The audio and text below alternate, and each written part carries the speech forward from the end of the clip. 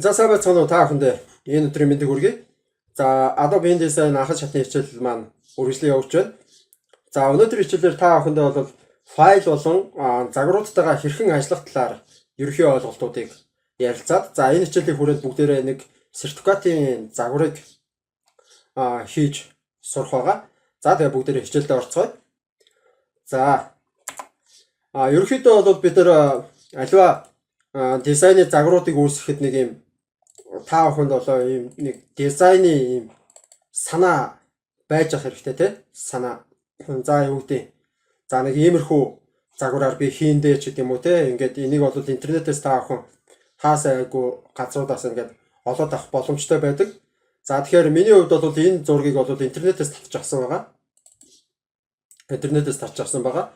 За тэгээ энэ зургийн дагуу зургийг дуурайлгаад за InDesign програм дээр бүгдээрээ өнөөдөр яг ийм загварыг хийж үзнэ гэсэн үг. За тэгээ хичээл сонирхолтой байх болно гэж найдаж байна. За тэгэхээр загвараа эхлэхээс өмнө бид нар бол аливаа загваруудаа хийхдээ нэг ийм фолдерт хадгалж хэрэгтэй. За тэгээ фолдер дотор бүгдээрээ энэ файлуудаа бас ингээд оруулаад өөрчих хэрэгтэй. За нөгөө би үндсэн их загвараа нэрлэлчээ тийм ээ. Нэрлэлчээ. Rename. За явахгүй. Certificate. Template. За. Тэгэнгүүтээ энэ дотроо нэг new folder гэж үүсгээд assets буюу те англиар бол одоо энэ дотор хэрэглэгдэж байгаа зүйлс гэдэг дотор оруулаад энийгээ тавьчих. За тэгээд дахиад энэ дотор нэг folder үүсгээд энэ дотор орох нөгөө icon-уудыг бас энэ тэндээс татаж авах бол icons гэдэг бас folder үүсгэж хэрэгтэй. За гэх мэтчлээ одоо текст байх юм бол assets дотроо оруулаад текстсэн folder үүсгээд текстүүдээ энэ дотроо садгалаад авчих хэрэгтэй. Гэх мэтчлээ ингэж үүсгүүл ер нь бол их зүгээр байдаг. За тэгээ файлтайгаа бол ингэж ажиллах хэрэгтэй.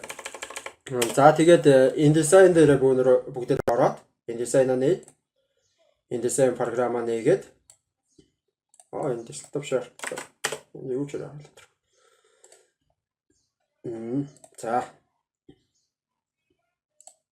За InDesign маань ачаалж нээгдвэ. За энэ одоо хэрэггүй. Тийм өнгөний кодуудаа бас тий. Бид нэр өнгөний кодуудаа бас энэ дээр ингээд нэг тусдаа файл дотроо сертификат гэсэн файл дотроо нэг text documents дотор тий colors гэдэг folder дотор text document дотор хийчихвэл их зүгээр. За тэгээд хэдүүлээ яаж энэ өнгөний кодыг гаргаж авах вэ? Гэхээр бид нэр миний хувьд бол color picker гэдэг програмыг ер нь бол ашигладаг байгаа. За color picker. За интернетээс та бүхэнд яаж татахыг харуулж байна. За color picker.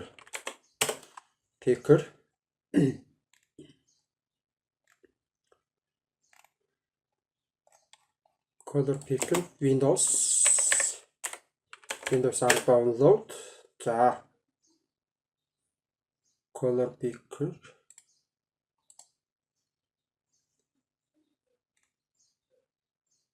За just color picker гэдэг энийг татавчи download. За энэ нь version history. Picker 1. За энэ маань болохоор image file байгаад хэ.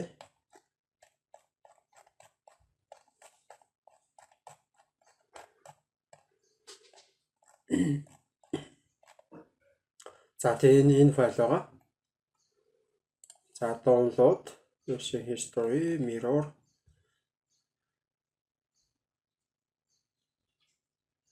За хаана явж байна? За энэ тэ. За 64 битийн portable хөлбөрийн татаад авчээ. За portable. За татаад авцсан. За өмнө нь над дээр татагдсан байгаа учраас ингэж харж байна. За downloads руу ороод programs дотор color picker. За just color picker гэд энэ байна те. Энэ татагдаад авцсан. За шууд дараад ингэж ажиллачна гэсэн үг. За хэлний сонголт нь сонгож байна. За миний хувьд бол English-аар навчна. За ингээд За одоо өнгөнүүдээ яаж авах вэ гэхээр Alt X гэдэг hotkeys гэдэг дээр харагдж байгаас тий. Alt X-ийг дараад за жишээ нь өнгөн дээр энэ өнгөн дээр аваачаад Alt X дарангуут энэ дээр ингээ өнгөний код нь. За энийг HTML юм уу RGB-гээр юм уу дараа нь hex-ээр хувиргаж авах юм уу тий. Бидний түрүүний ашиглаад байдаг бол HTML өнгөний 6 тэмдэгттэй HTML өнгө байгааз. За энэ дээр бол одоо энэ шар өнгө нь ямар өнгө вэ? Alt X. За энэ нь арай бас өөр Alt X тий. За энэ бас арай өөр Alt X. За энэ бас өөр X. Энэ дээр бас Alt X гэх мэтлээ ингээд.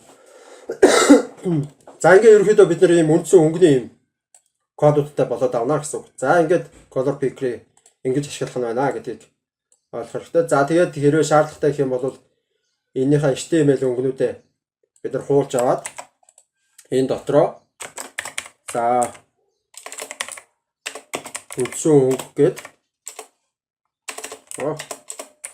үндсэн өнгө гээд за зураас тавьж хагаад өнгөний кодоо тавиад тийм ээ.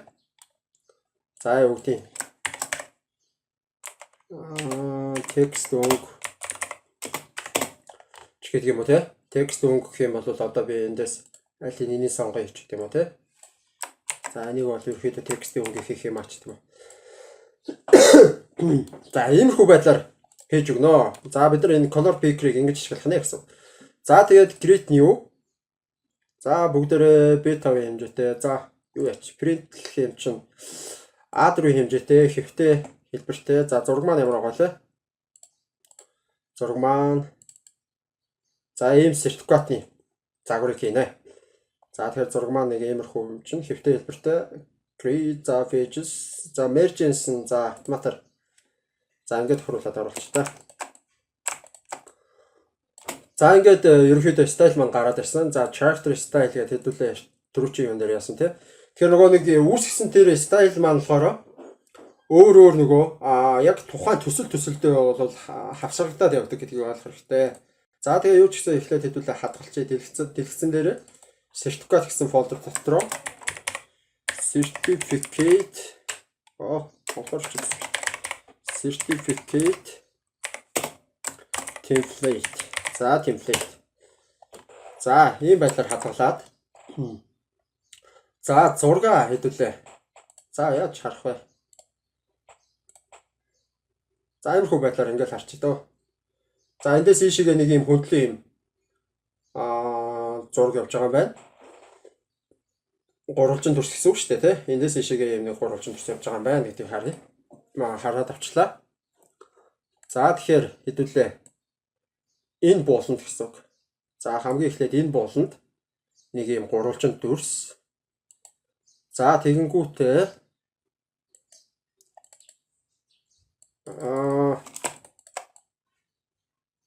энэ төрсийг за одоо edit хийндэ хэдүүлээ.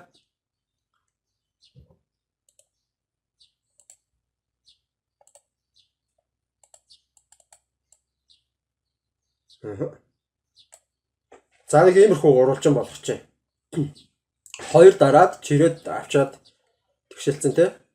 За магадгүй энийгээ бүр яг энэ юуг нь устгахчий гэж бодъё. За төлөвлөлт маань хаачиж байна. За энэ дээр delete.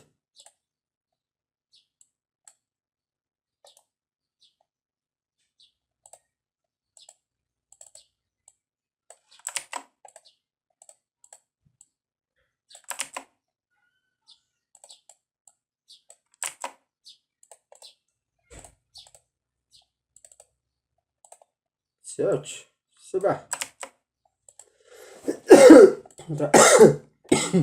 Чанс ихэ үү да. За тэгэхээр хэдүүлээ ерөөхдөө бол ингээд нэг юм хөндлөн зураастай ийм хоёр ийм төрс үүсгэх нэ гэсэн үг тий. За тэгэхээр бүгдээрээ тэрийгэ зуръя. Эндээс инглээ. За энийг магадгүй хэдүүлээ master slide дээр зарсан дээр юм шиг байна. Master slide дээр ороод хоёр дахь хуудсыг сонгоод за master slide дээр зурж байгаа шүү те. За master slide дээр ингэж оруулж ирлээ. Одоо энийг ингэж тэгшин нэг гурвалжин төр болгоно гэсэн үг. За энэ ингээ болчлоо. За одоо энийг edit fill гэдгээрээ филдэд дүүргчнэ гэсэн үг.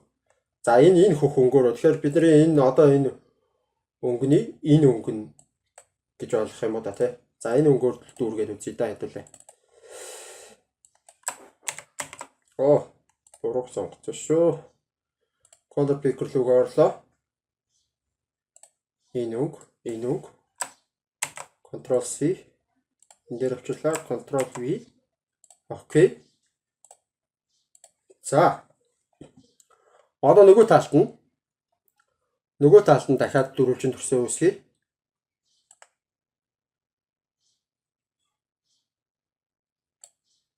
За инглээ. Одоо энийгээ сонголоо.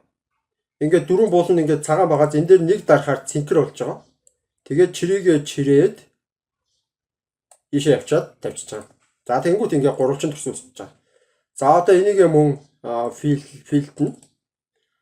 За дахиад энэ өнгөөрөө. За ийм өнгөтэй. За ерөнхийдөө нэг иймэрхүү. За тэгээд илүү наривчилж хийж болно л доо. За яг миний хувьд бол ингээд энэ зөвхөн энэ өнгөөр нь явгуудаа одоо энд нь ийм шар дүрс оруулаад ийм цагаан дүрс оруулаад ингээд явчих гэж бодож байна. За илүү та охин ингээд яг деталаар нь ингээд салгаад яг энэ шиг болсон ингээд. За одоо энэ хэсгийнх нь ингэж тус нь ингээд дүрсээ үүсгээд бас явж болно. За тэгэхээр хичээлийн цаг маань бас нэлээд хугацаа сунах гээд байгаа учраас миний хувьд ихсгээд явчаа гэж бодож байна.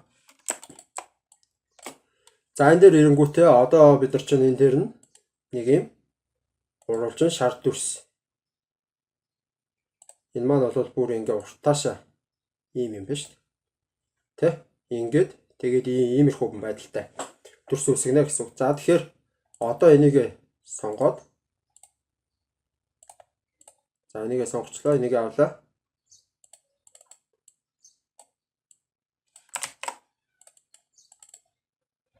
Одоо ингээд тэгшлээд аваад ирлээ. За одоо энэ сумыг дарж агаад идэвхжүүлж агаад чирж авчаад энд авчирлаа. За одоо магадгүй шин сум үүсгээд за нэг иймэрхүү байдалтай. За тэгэнгүүтээ одоо эндээс энийг авчаад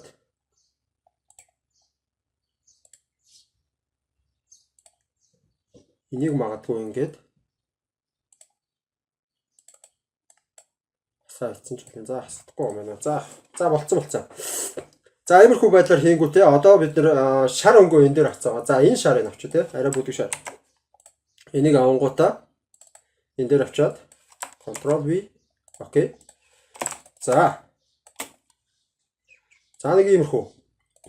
За жоохон өөр юм. За хав. Ерөөхдөө хэдүүлээ боломжтой харагдчихэ. За тэгэнгүүтээ энэ дээр дахиад за энэний цаана эхлээд энд баг зэрэг сүүдэр явж байгаас тэгээ бордер. За тэгээд ийм хөндлөн юм бас энэ цагаан зураас явж байна. За тэгэхээр тэр цагаан зураасыг дахиад хэдүүлээ. За энийг Ctrl C V яг энэтэй адилхан хэмжээтэй байгаа учраас энийг идэвхжүүлж агаад за дахиад ингээд идэвхжүүлээд за энэ хэрэггүй бай. Энэ булан гэхлээд чих юм шиг бай. За энэ авруу авчаад хэдэ ингэж тэгшэрнэ гэж ойлгож байна. Энэ жоохон зөрчил яваад нөгөө. Аагүй. За тэгэнгүүтээ энэ булангийн чирж авчираад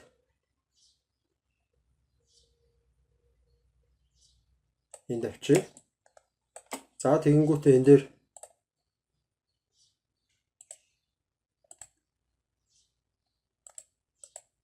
дахиад нэг цэг үүсчихээ. Тэгээд энийг сонгоод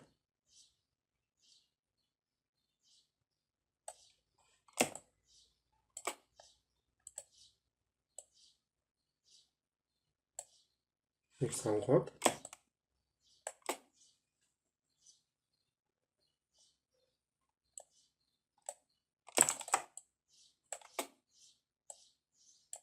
хичээ яваад итгэхгүй. Энэ давхар итгэжээд байгаа юм шүү дээ. Зөвхөн энийг итгэжүүлээд энэ авчрах юм шиг. За харъя да. Зураг маань цагаан турсан. Эндээс баг зэргийн зайтай юм шүү дээ. За энд яаж томруулаад байна гэхээр keyboard-ын дээрээс space control-ыг цуг дараад томруулах. Дан space-ийг дарах юм бол энэ гарны дүрс space control alt дарах юм бол жижигсэх. За ийм хэрэгслүүд байгаа шүү. За энийг сонгож авчаад ингэ тавилаа. Энэ дүрсийг delete хийчмэрх. За delete болж байна. Тэгэнгүүтээ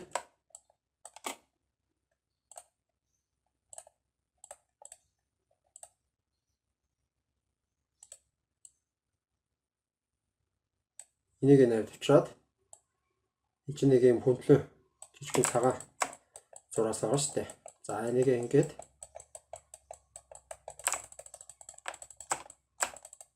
за тэгэхээр одоо энэ булангийн зүүн зөөлөө чирлээ авчирлаа барьлаа. За энэ арай жоохон болцсон.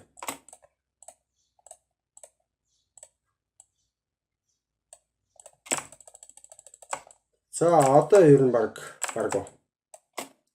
За одоо энийг бид нэр филийн цагаан өнгөөр сонгож чинь.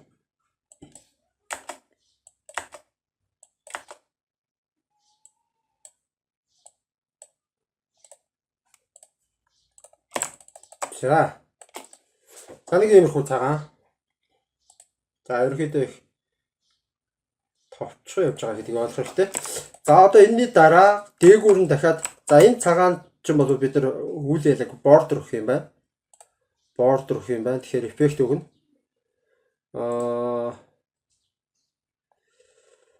За эффект руу орж жагаад за эффект ийш авчаа тавьчих. За stroke fill за өөр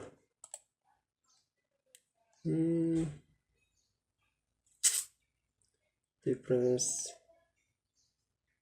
шүү. Afterglow за тийм drop shadow за drop shadow үгүй. Drop shadow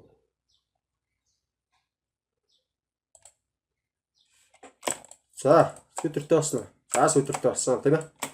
За сүдэртэй болсон. За одоо дөрүүлжин төрсөө сонгоод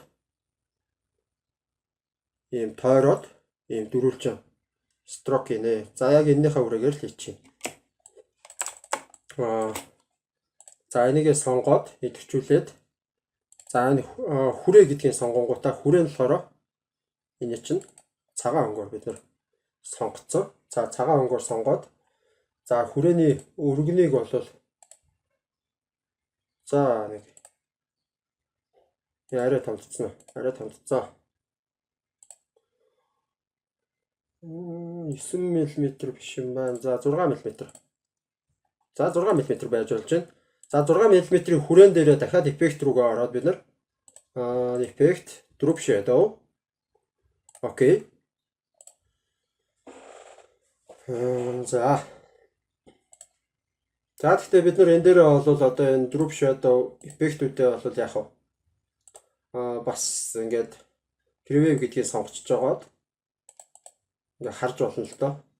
За нэг болохоор болохгүй байна. 0.1 гэх мэтчлэн те ингээд эффектийн хэмжээг нь бас бид нар тохируулаад өгч болно. За Photoshop дээр юм уу эсвэл одоо Adobe програмууд дээр бүгдэн дээр нь байдаг энгийн эффект загварууд бүгдээр энд орж байгаа гэсэн.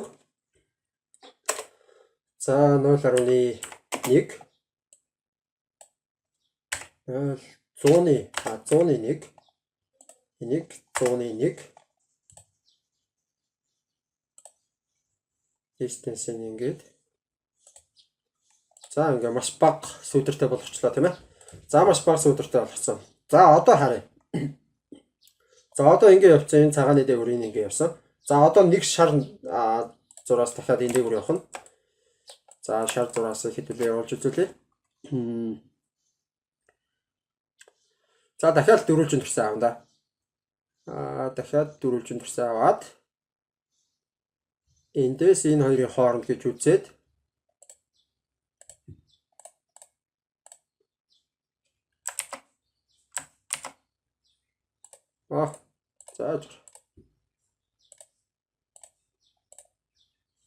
за энийг сонгоод энийг ерөн сонгоод шууд өөр устгах.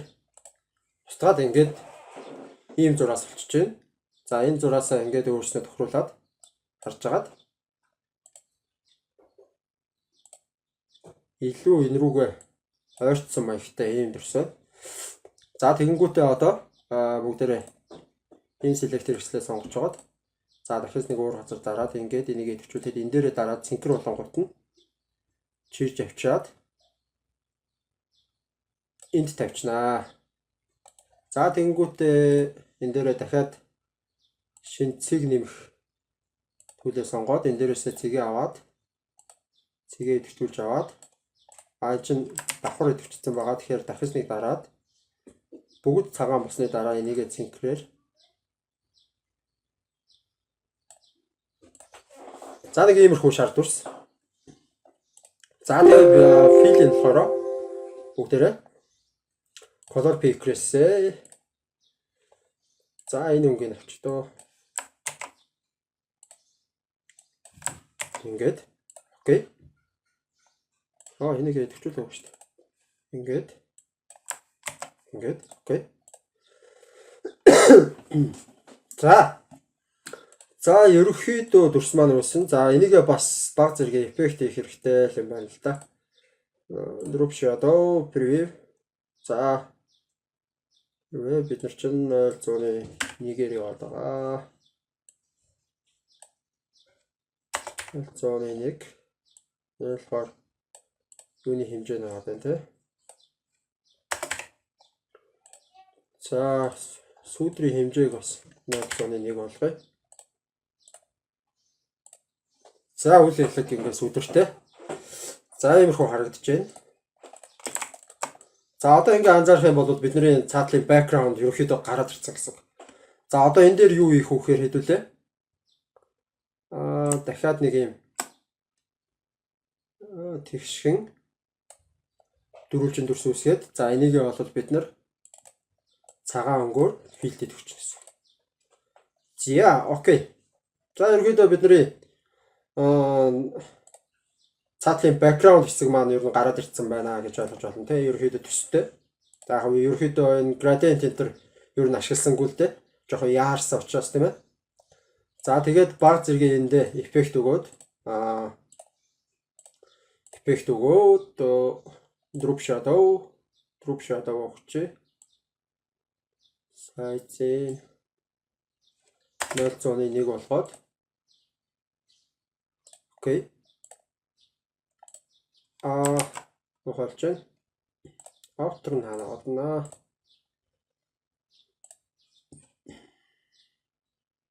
Drop shadow.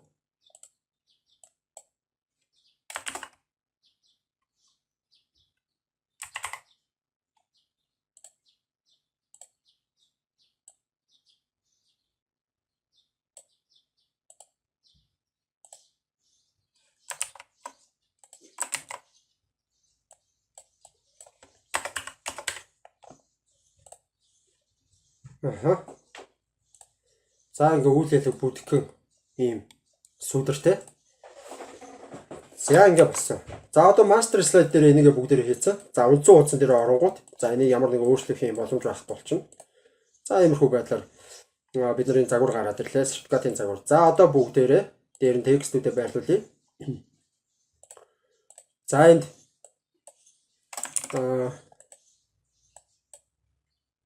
за юу гэж чүү?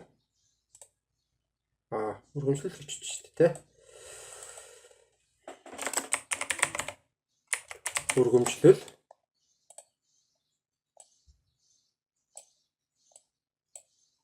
За одоо paragraph style. Properties руу ороод Параграф дээр очоод за өргөмжлөлөө голлуулчих хэрэгтэй. За text size-ыг 36-гаар аваад за ингээд одоо энийг олвол бид нэр align гэдгээрээ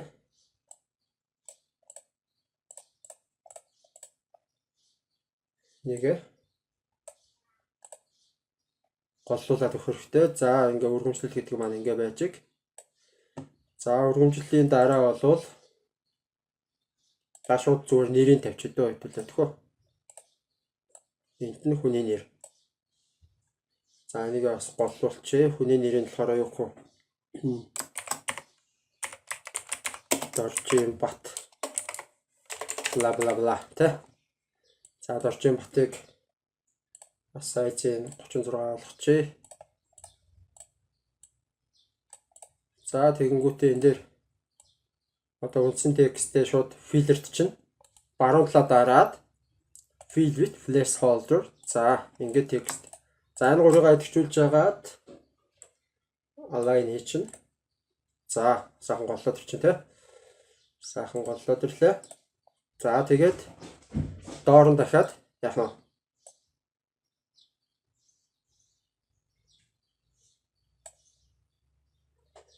За хүндэтгсэн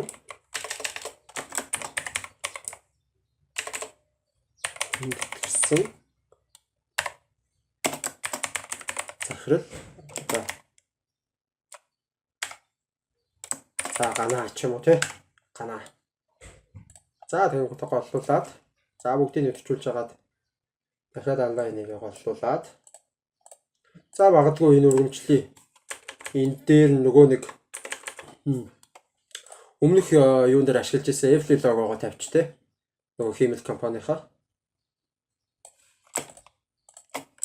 За энийг яг тэг дөрүүлж үүсгэхийн тулд shift дарж агаад ингээд татчихна. Тэнгүүт яг тэг дөрүүлж үүснэ. За энийг эднэртэйгээ идэвхжүүлж агаад бүгдийг идэвхжүүлж агаад align-ыг голлуулчаад за одоо энэ дээр Ctrl D дараад за нөгөө Apple-ийн логогоо оруулж ирээд fitting fit Ако. Энэ дээр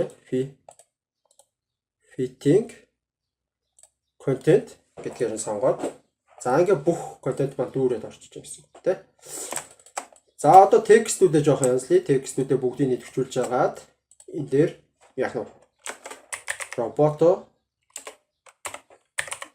roboto condensed bolt. За энийг bolt биш. Энийг болвол бид нар lighter аавна. Light болгоно. За paragraph style-ийн за нэг иймэрхүү текстийн хэлбэржүүлэлтийг дараа нь хэдүүлээ бас ярилцсанаа. За энийг regular-аар өргөмжлөл гэдгийг бол арай том байлгах гэдэг байна. 60-аар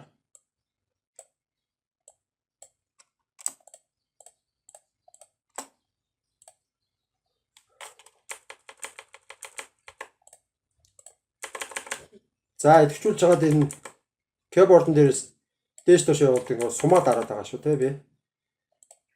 Иймэрхүү байдлаар. За энэ нөхрийг жоохон 14 багтахгүй бол ийш нь чирж жагаад дахиад энэ нэртэйгээ align хийчихнэ. За энийг 11. За тэгээ мөр хоорондын зайн жоохон туггүй харагдаад байвал 14 18 одоо хоёр нь болж энэ dot-ийн хэсгийг аваач.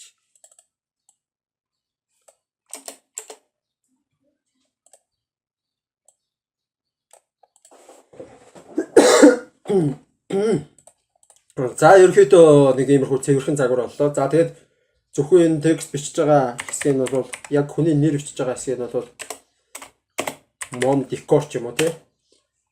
За нэг иймэрхүү гоёмсог текстээр бичээд за ингээ харах юм бол бид нар ерөөхдөө бол нэг гоёмсог өргөмжлийн загвартай болсон байна. За тэгээд үндсэн хичээлдээ бүгдээрээ оръё. За тэгэхээр бид нар бол файл загвартай ажиллах гэсэн тийм загваруудыг үүсгэхдээ бол бид нар аливаа интернетээс юм уу ямар нэгэн иймэрхүү загваруудыг харж байгаад за тэгээд дуурайлгаад за өөрснөө бас хийх хэрэгтэй. За өөрөө үнэхээр загварын мэдрэмж өндөртэй бол та шууд загвараа зохиогоод те зураг зурах тийм өндөр чадвартай бол бас шууд загвараа өөрөө зохиогоод зураад явбал бас илүү гоё болно.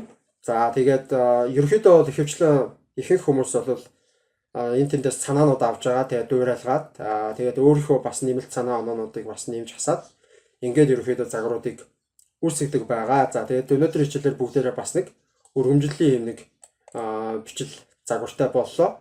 За тэгээд магадгүй та дараагийн удаа интернетээс сайгаад те сертификат темплейт гээд ингээд орох юм бол төр бүрийн өргөмжлөлийн загварууд байгаа. За эднээс харж байгаа. За иймэрхүү байдлаар энийг нь хийчихээ, энийг нь хийчихээ гэдэг ингээд өөрөө энэ дүрсүүнүүдээ үүсгээд иймэрхүү байдлаар хийгээд явах боломжтой байх нэ.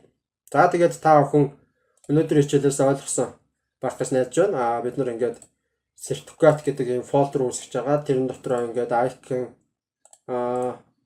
сертификатынхаа үндсэн файлыг үүсгээд asset гэдэг дотроо за сертификаттай холбоотой зүйлсүүдээ ингээд үүсгээд явах юм файлын юм бас юм систем гэх юм уу те одоо юу гэх юм эмх цэгцтэй байдлыг бас ингэж үүсгэж өгөх хэрэгтэй.